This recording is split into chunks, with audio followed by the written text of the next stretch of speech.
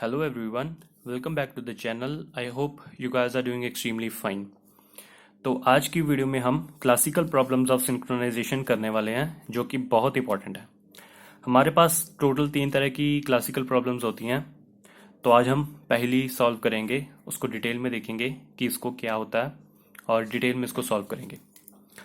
सबसे पहली प्रॉब्लम हमारे पास आती है producer consumer problem. Producer consumer problem also known as bounded buffer problem. इसको हम बाउंडेड बफर प्रॉब्लम भी कहते हैं। A producer tries to insert data into the empty buffer. Producer क्या करता है, वो डेटा को इंसर्ट करता रहता है एम्प्टी बफर में। जब तक बफर खाली है वो उसको भरता रहता है डेटा से। A consumer tries to remove data from the filled buffer. और कंज्यूमर क्या करता है, वो रिमूव करता जाता है data from the filled buffer. जैसे जैसे वो भरता जाता है बफर, उसमें से कंज्यूमर उसको रिमूव करता जाता है।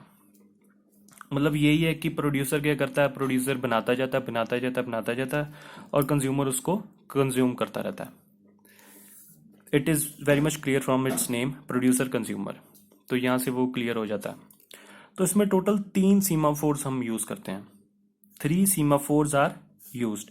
3 तरह की सीमाफोर्स यूज होती हैं। कौन सी? S is equals to 1। अब इसका मतलब क्या है? It means only one process accessing critical section. मतलब एक ही प्रोसेस क्रिटिकल सेक्शन एक्सेस कर रहा होगा, या तो प्रोड्यूसर या consumer. E is equals to N।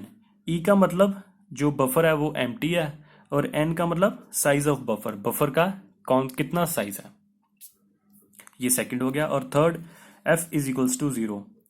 F is equals to 0। F का मतलब मीन्स फुल, बफर फुल हो चुका है। अब प्रोड्यूसर उसमें और एंट्रीज नहीं कर सकता। 2 एटॉमिक ऑपरेशंस आर यूज्ड। अब 2 एटॉमिक ऑपरेशंस जो यूज होते हैं वो हम देख लेते हैं। पहला होगा वेट और दूसरा होगा सिग्नल। याद कीजिए, लास्ट लेक्चर में मैंने आपको बताया था सीमाफोर्स के बारे में। तो इसी में वो 2 सीमाफोर्स ही यूज होने वाले हैं, वेट और सिग्नल। तो देख लेते हैं। सबसे पहले प्रोड्यूसर। प्रोड्यूसर क्या करेगा, डू वेट ई। जो ई होगा हमारा एम्प्टी होगा, वो वेट, उसमें वेट डाल देगा। मतलब एक उसमें डिक्रीमेंट हो जाएगा। Weight of S.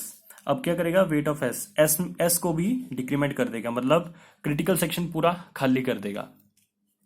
नेक्स्ट उसमें क्या होगा, एड आइटम्स टू बफर। अब ई भी पूरा खाली हो चुका है और एस भी पूरा खाली हो चुका है, क्रिटिकल सेक्शन भी पूरा खाली हो चुका है। अब क्या होगा, अब add items to the buffer. अब प्रोड्यूसर क्या करेगा, वो उसमें आइटम्स डालना शुरू कर देगा, उसमें डेटा डालना शुरू कर देगा। और उसके बाद सिग्नल ऑफ एस, एस को वो +1 कर देगा, और सिग्नल ऑफ एफ, एफ को भी +1 कर देगा। मतलब अब जो हमारा बफर है वो फुल हो चुका है। अब प्रोड्यूसर उसमें और आइटम्स नहीं डाल सकता।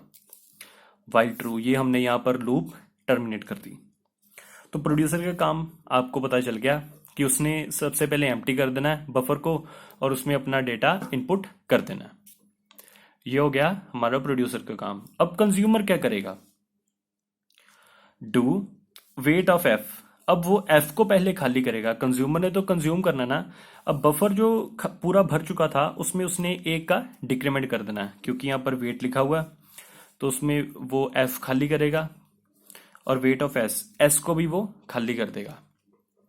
उसके बाद क्या करेगा, कंज्यूम्स आइटम। जितनी भी उसमें आइटम्स हैं उतनी बार ये वाला प्रोसेस चलता जाएगा।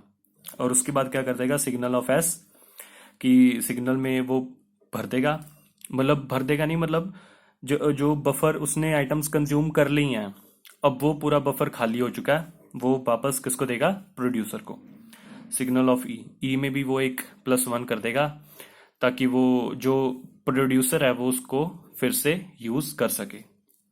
वाइल ट्रू यहां पर ये लूप की कंडीशन खत्म होगी। तो बस ये था हमारा प्रोड्यूसर कंज्यूमर प्रॉब्लम। बहुत इजी है लेकिन उतना ही इंपॉर्टेंट भी है। आपको एग्जाम्स में काफी बार पूछा जा सकता है।